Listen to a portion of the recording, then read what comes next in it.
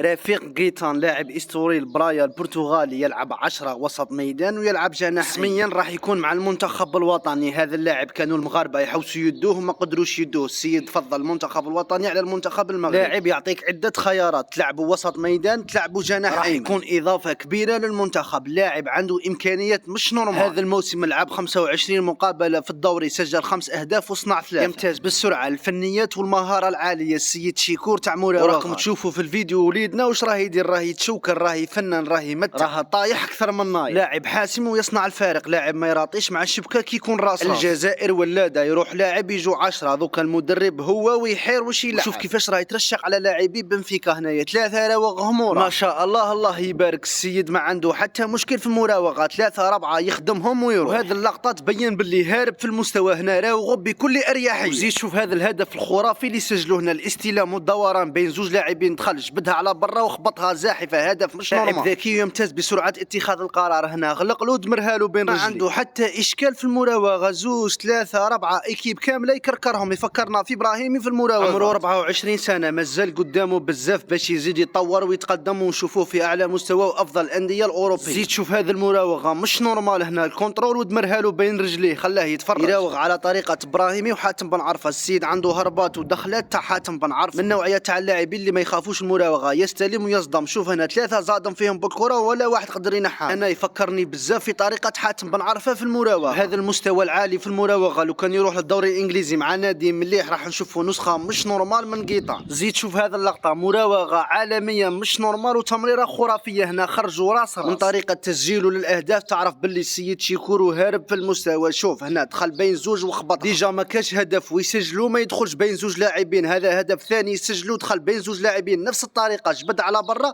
وخبط. ونختموها بهذا الهدف الخرافي. هنا لوب عالمي مش نورمال من غيتان. لاعب راح يكون اضافه كبيره للمنتخب الوطني. لاعب يلعب شحال من منصب في وسط الميدان ويلعب جناح، يلعب حتى مهاجم. راح يعطي للمدرب عده خيارات في التوظيف. دوكا بقات عندنا المدرب الى يعرف يتعامل مع لاعبين كما هذو، يعرف يوظفهم احسن توظيف في المنتخب باش نستفادوا منهم.